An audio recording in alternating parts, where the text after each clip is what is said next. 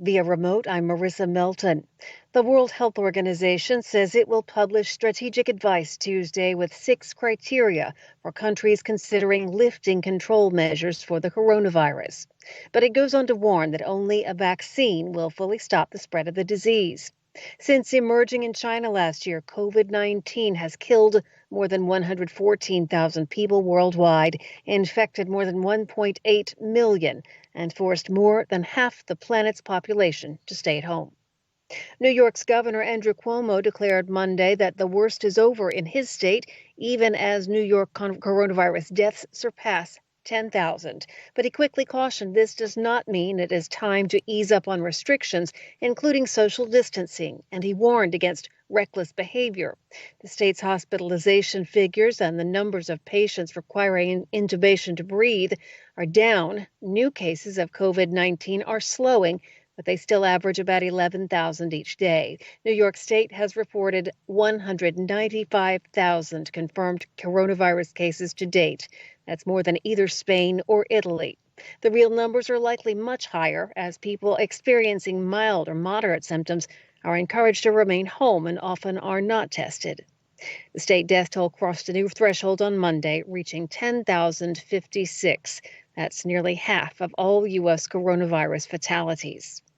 Despite this mixed news, Cuomo said he is in discussion with other regional governors about how they will reopen their state economies and start getting non-essential workers back to their jobs and students back to school. He said any reopening plan would include a gradual redeployment of non-essential workers combined with more diagnostic and antibody testing. You can find more on this and other stories on our website, voanews.com. This is VOA News. President Donald Trump said Monday he would soon decide whether to reopen the United States to commerce on May the 1st, as health experts voiced optimism that the worst of the coronavirus pandemic in the country may soon be over. U.S. President Donald Trump said Monday he would decide whether to reopen the United States, despite the fact that 42 of the nation's 50 state governors have made their own orders for residents to stay at home in order to slow the spread of the virus. The president suggested Monday that he, not the governors, would decide when those orders would be lifted. In a tweet, Trump said it is the decision of the president. He said he's working on the decision with the nation's governors, but stressed that he would be the one to decide.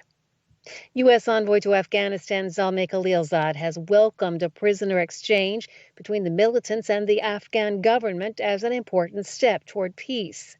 Both sides should accelerate efforts to meet targets specified in the U.S. Taliban agreement as soon as possible, Khalilzad said on Twitter on April 13th. He added that the exchange was more important than ever, with prison populations threatened by an outbreak of coronavirus. According to the International Committee of the Red Cross, the Taliban on April 12th released 20 Afghan prisoners in the southern province of Kandahar. That move came after the Afghan government released 100 Taliban prisoners, bringing to 300 the total number of Taliban inmates freed since April 8th.